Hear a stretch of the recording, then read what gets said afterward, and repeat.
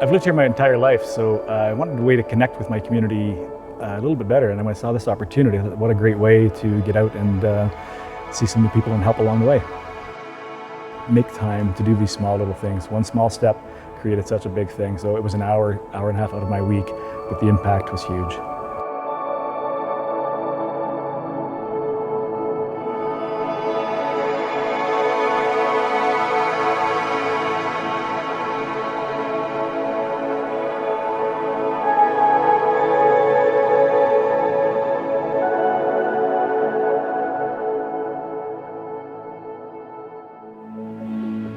Been volunteering for, I think, as long as I can remember, probably as a kid, shoveling the local ice rink.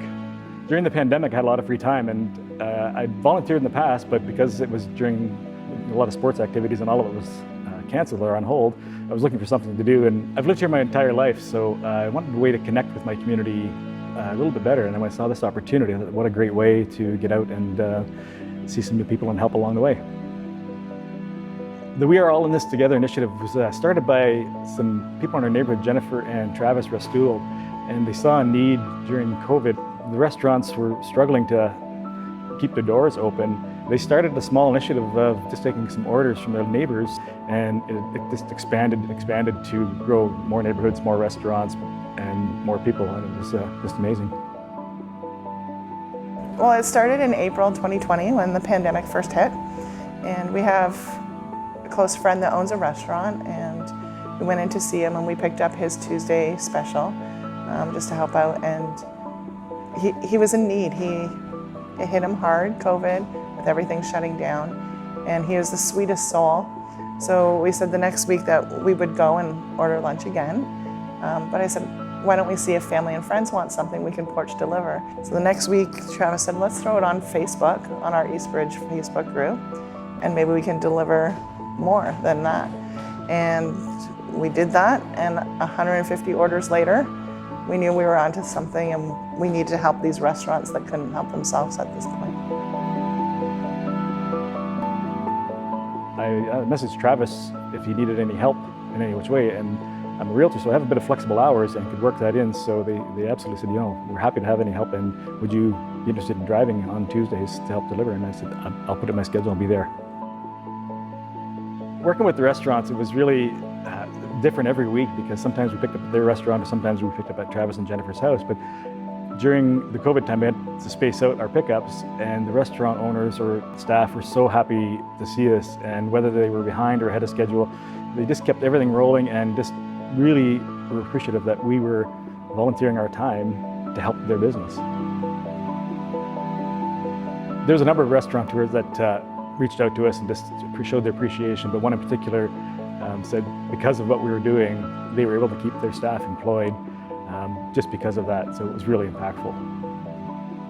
You know what, it was an absolutely wonderful feeling. We were so down in the dumps. Everyone in the industry was, we were all suffering.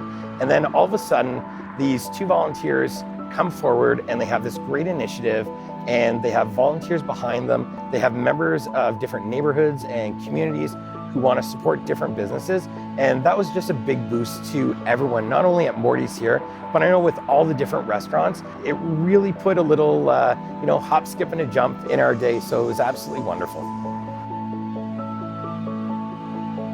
There's a lot that went into our program, a lot of organizing and whatnot. People asked, how did you guys continue doing it? And it was the restaurant owners, their stories, that made it easy for us to continue doing it week after week after week.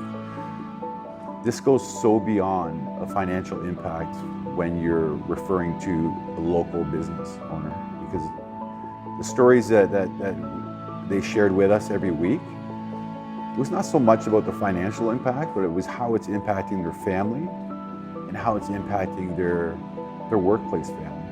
Right? For us, that was inspiration every week to continue doing it week after week after week.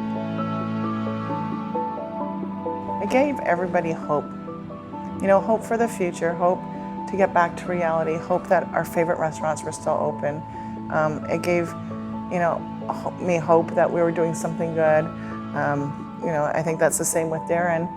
you know, it gave him hope that, you know, he's giving back to the community that's given to him. And I think that was the biggest impact for us.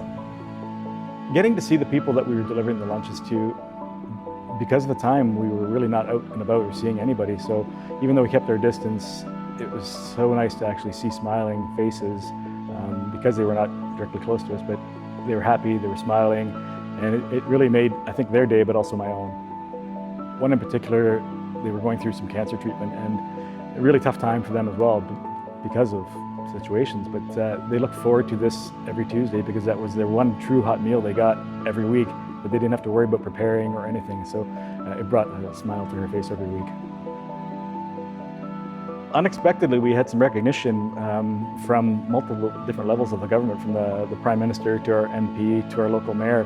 Quite moving, the fact that they recognized this small little group in Waterloo of what they were doing, and it meant a lot just to have that little piece of paper certificate, but more so that they saw that what we were doing. You know, volunteering is so important because municipal government, federal government, provincial government can't do it all. And we need volunteers to come together, whether it be through long-standing not-for-profit initiatives or homegrown initiatives like this one that was done by Darrin, Jennifer, and Travis. I just think it was so heartwarming for them to come out and do all that work. It's so important in the community. We all have to come together.